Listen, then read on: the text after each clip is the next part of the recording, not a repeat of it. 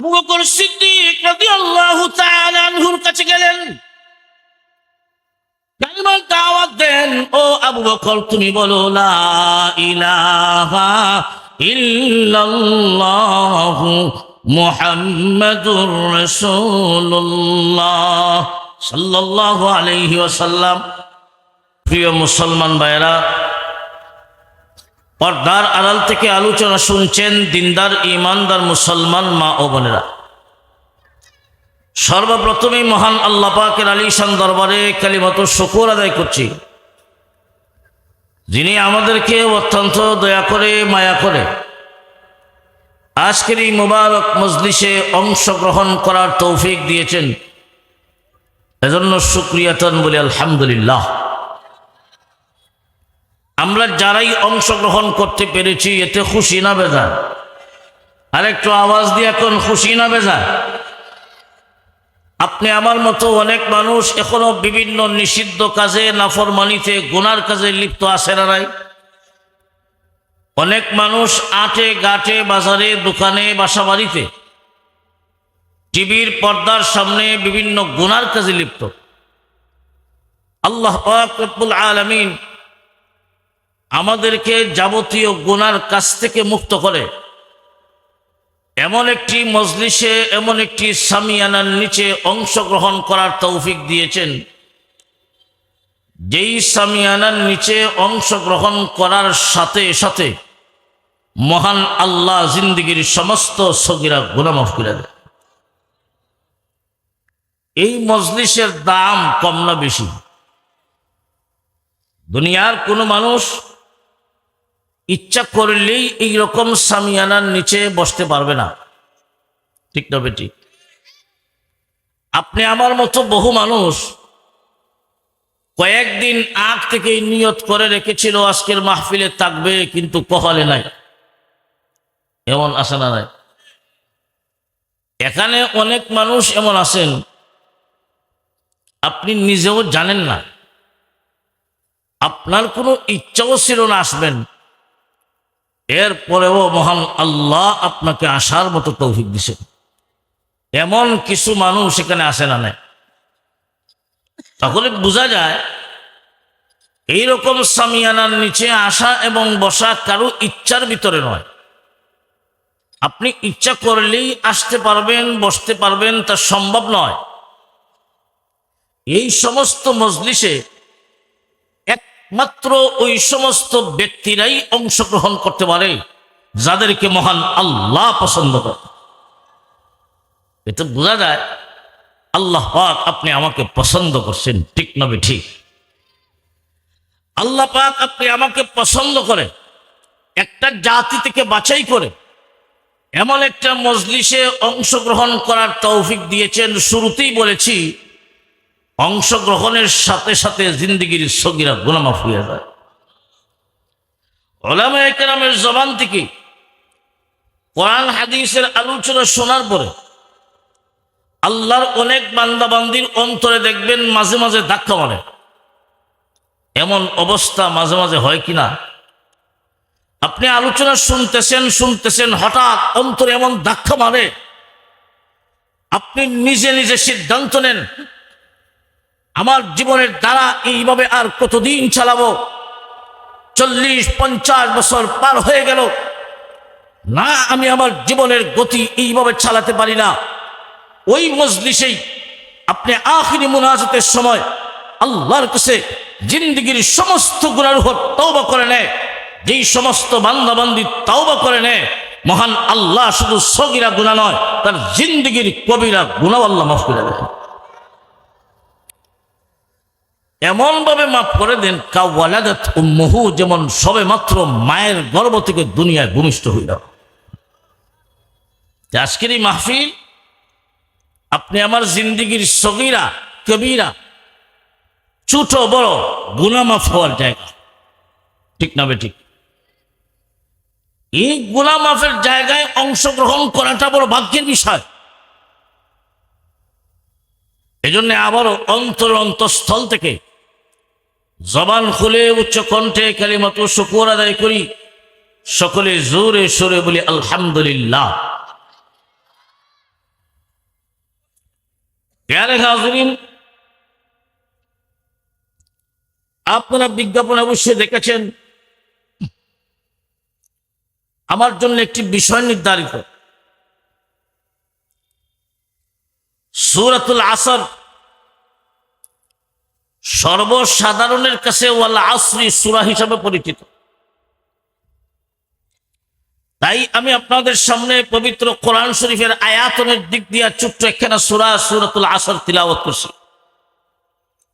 হুজুরে পাক সাল্লাল্লাহু আলাইহি ওয়াসাল্লামের পবিত্র জবান থেকে নির্গত ছোট্ট একখানা হাদিসে কারিমা পাঠ করছি। আল্লাহ পাক যদি তৌফিক দান করেন, আমার তিলাওয়াতকৃত সূরা এবং নবীজির হাদিসকে সামনে নিয়ে আপনাদের সামনে কিছু সময় দিনে আলোচনা করব। আল্লাহ যেন আমাদের সবাইকে আমলের নিয়তে শোনার তৌফিক দেন। সকলে বলুন আমিন। কারা কারা আমলের নিয়তে শুনবেন হাতটা উঠাইয়া দেখান। আল্লাহ তুমি কবুল করো, আল্লাহ তুমি কবুল করো, আল্লাহ তুমি কবুল করো। আজকের এই তাফসীরুল কোরআন মাহফিলটা কবুল করো।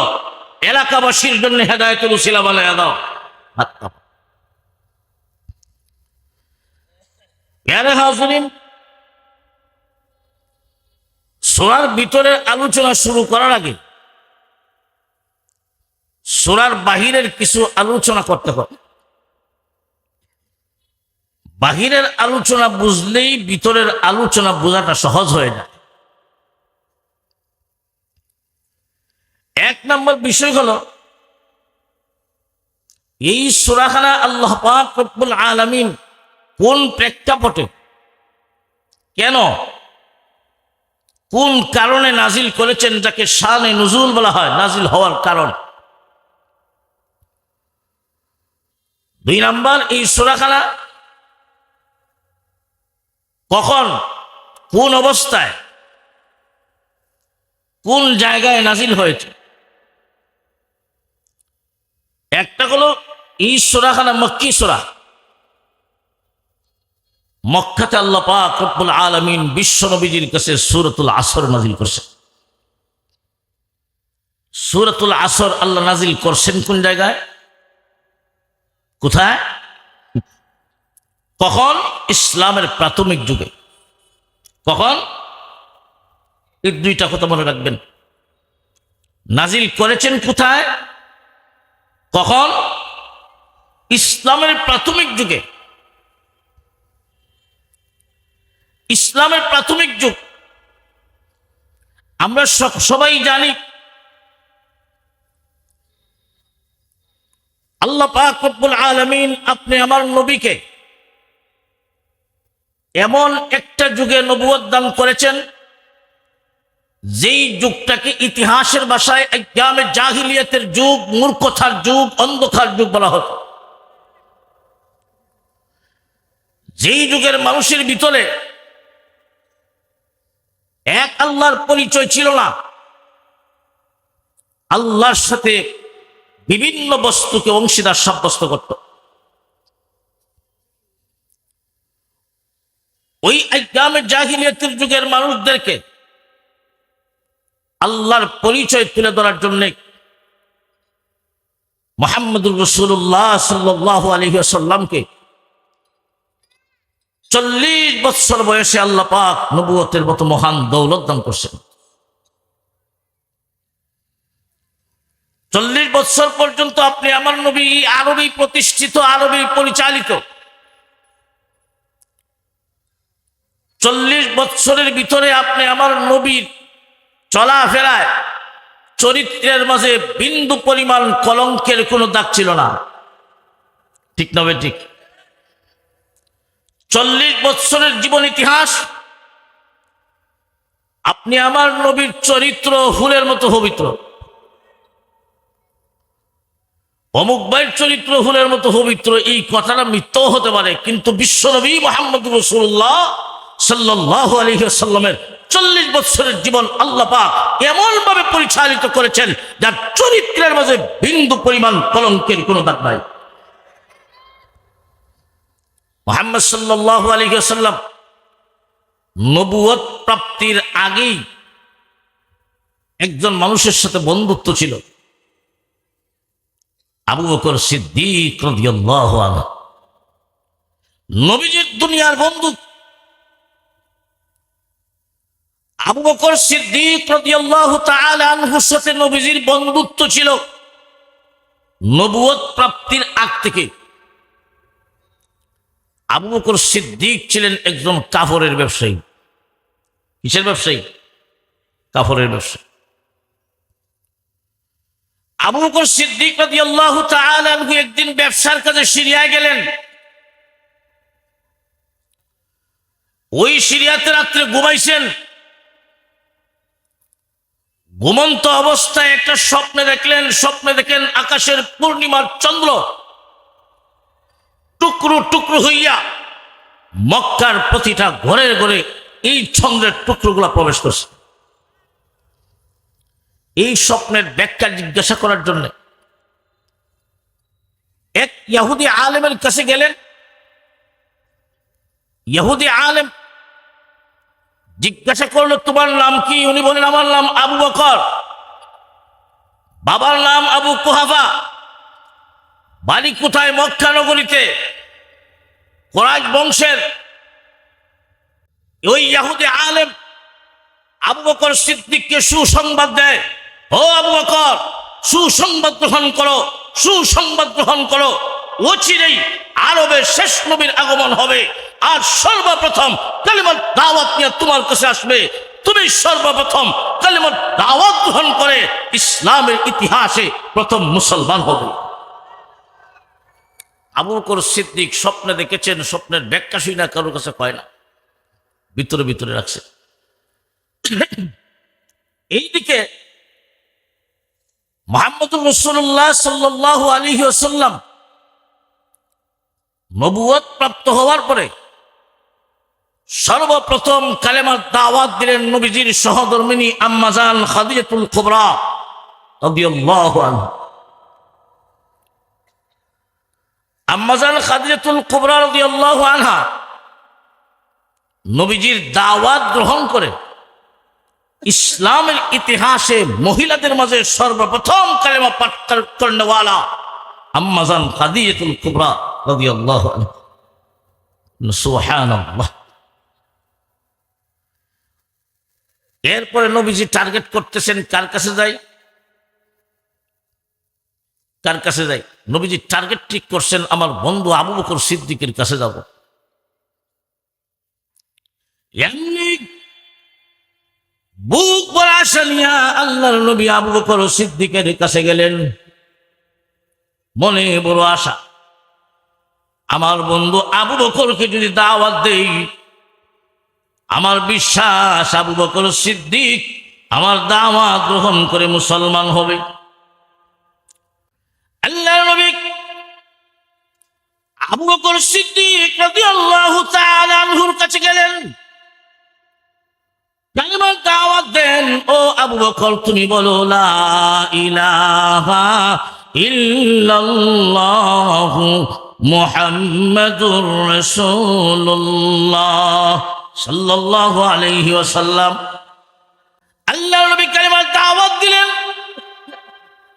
আবু বকর সিদ্দিক রাদিয়াল্লাহু আনহু আল্লাহর নবীকে বলেন, হে মুহাম্মদ, মাদ-দালিলু আলা মা তাদঈ, আপনি যে আমাকে দাওয়াত দেন, আপনি নবী, এই কথাটার প্রমাণ কি? প্রমাণ হাজির করুন। মাদ-দালিলু আলা মা তাদঈ, আপনি যে নবী, এই কথাটার কি প্রমাণ আছে, কি দলিল আছে? আল্লাহর নবী তখন আবু বকরকে বলেন, ও আবু বকর, আমি মুহাম্মদ যে নবী, এই কথাটার দলিল হলো তোমার সেই স্বপ্ন। হাযা রুয়া আল্লাতী রাআইতাহা বিশাম। হে আবু বকর, আমি মুহাম্মদ যে নবী, এই কথাটার দলিল হলো তোমার সেই স্বপ্ন, যেই স্বপ্ন তুমি সিরিয়ার জমিনে দেখেছিলে। আবু বকর সিদ্দিক স্বপ্নে দেখেছি আমি, ব্যাখ্যাও জানলাম আমি, কারো কাছে বলি নাই। কি করে জানলেন? জানাইছেন কে? আরো জোরে কর। এমনি আবু বকর সিদ্দিক বুঝতে পেরেছেন, আবু বকর সিদ্দিক বুঝতে পেরেছেন নিশ্চয়ই উনি আল্লাহর পয়গম্বর। আর দেরি করলেন না, পড়ে নিলেন লা ইলাহা ইল্লাল্লাহু মুহাম্মাদুর রাসূলুল্লাহ সাল্লাল্লাহু আলাইহি ওয়াসাল্লাম। পুরুষদের মধ্য থেকে সর্বপ্রথম কালেমা পাঠ করেছেন সিদ্দিক আকবর রাদিয়াল্লাহু আনহু। আর বালকদের মাঝে সর্বপ্রথম কালেমা পাঠ করছেন হযরত আলী রাদিয়াল্লাহু আনহু। আবু বকর সিদ্দিক যখন মুসলমান হলেন, আল্লাহ নবীকে বলেন, ওগো নবী, আমি যেহেতু এখন কালেমা পাঠ করে নিয়েছি, আমি যেহেতু ইসলাম গ্রহণ করেছি, এক আল্লাহর উপর বিশ্বাস স্থাপন করেছি, আপনি বলুন এখন আমাকে কি করতে হবে, আমার কাজ কি? আপনি বলুন আমার কি দায়িত্ব? আমি যেহেতু মুসলমান, আমি যেহেতু ইমানদার, আল্লাহর পক্ষ থেকে আমার উপর কি দায়িত্ব আছে আপনি বলুন। আমি যে মুসলমান ইমানদার হওয়ার কারণে আল্লাহর পক্ষ থেকে কিছু দায়িত্ব আছে না নাই? আরো ধরে আবু বকর সিদ্দিক বলেন আমার কি দায়িত্ব? আল্লাহ নবী বলেন, ও আবু বকর, তোমার এখন কাজ হলো আমার মতো মক্কার অলিতে গলিতে কালেমার দাওয়াত নিয়ে যাওয়া, কালেমার দাওয়াত পৌঁছায় দেওয়া। আল্লাহ নবী মক্কার অলিতে গলিতে কালেমার দাওয়াত দেন, ইয়া আইয়ুহান নাস কুলু লা ইলাহা ইল্লাল্লাহু তুফলিহুন। হে দুনিয়ার মানুষেরা, হে মক্কার মানুষেরা, তোমরা বলো লা ইলাহা ইল্লাল্লাহ, আল্লাহ ছাড়া কোনো মাবুদ নেই। তুফলিহুন, তবেই তোমরা সফল, দুনিয়ায় সফল, পরকালেও সফল। ওরে আবু বকর, এখন তোমার কাজ হলো আমার মতো মক্কার অলিতে গলিতে এই কালেমার দাওয়াত নিয়ে যাওয়া, এই কালেমার দাওয়াত পৌঁছায়া দেওয়া, মানুষের কাছে এই কালেমার দাওয়াত দেওয়া। ইয়া আইয়ুহান নাস কুলু লা ইলাহা ইল্লাল্লাহু তুফলিহুন। আবু বকর সিদ্দিক রাদিয়াল্লাহু তাআলা আনহু, শুরুতেই বলেছিলাম উনি ছিলেন কাপড়ের ব্যবসায়ী। কি ছিলেন মনে আছেন আপনারা? আবু বকর সিদ্দিক এখন ব্যবসা বাদ দিয়া মক্কার অলিতে গলিতে আল্লাহর নবীর মতো কালেমার দাওয়াত দেয়, মানুষের কাছে যায়, ঘরে যায়, রাস্তায় দাঁড়ায় দাওয়াত দেয়, ঘরে গিয়ে দাওয়াত দেয়, ইয়া আইয়ুহান নাস কুলু লা ইলাহা ইল্লাল্লাহু তুফলিহুন। আবু বকর সিদ্দিক আগের মতো ব্যবসায় সময় দিতে পারে না। আগে ব্যবসায় সময় দিতেন, কিন্তু এখন ওই সময়টা ব্যবসায় ঠিক মতো না দিয়া দাওয়াত ও তাবলীগের কাজে সময় দেয়, দাওয়াত ও তাবলীগের কাজে সময় দেয়। আবু বকর সিদ্দিক রাদিয়াল্লাহু তাআলা আনহুর দাওয়াত ও তাবলীগের মেহনতে একজন দুইজন নয়, ইসলামের প্রাথমিক যুগেই 14 থেকে 15 জন মানুষ কালেমা পাঠ করে মুসলমান হয়ে গেছে। আবু বকর সিদ্দিক রাদিয়াল্লাহু তাআলা ব্যবসায় আগের মতো সময় না দিয়া কালেমার দাওয়াত ও তাবলীগের কাজে সময় দেয়। দাওয়াত ও তাবলীগের কাজে যখন সময় দেন, ব্যবসায় ঠিক মতো সময় দিতে পারেন না। এই জন্য ব্যবসাটা আগের তুলনায় একটু ডিমোশন,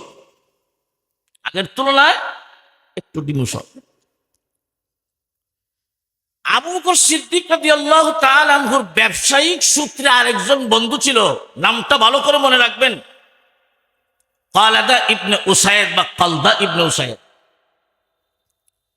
আবু বকর সিদ্দিকের ব্যবসায়িক সূত্রে বন্ধু। ওই কালাদা ইবনে উসাইদ আবু বকর সিদ্দিককে বলে, ও আবু বকর, দাদার ধর্ম বাদ দিয়া আব্দুল্লাহর ছেলে মোহাম্মদের ধর্ম গ্রহণ করলা, তোমার পরকাল একবারে শেষ। আরো জোরে করলা নাউজুবিল্লাহ। কোন কারণে শেষ? বাপদাদার ধর্ম বাদ দিয়া মোহাম্মদের নতুন ধর্ম গ্রহণ করার কারণে। আর ওই ধর্মের পিছনে সময় দিতে গিয়া, দাওয়াত তাবলীগের মেহনত করতে গিয়া ব্যবসায় সময় দিতে পারো না, তোমার ব্যবসাও শেষ, মানে দুনিয়া শেষ। খাসিরাত দুনিয়া ওয়াল আখিরা, তোমার দুনিয়া বরবাদ, পরকাল বরবাদ।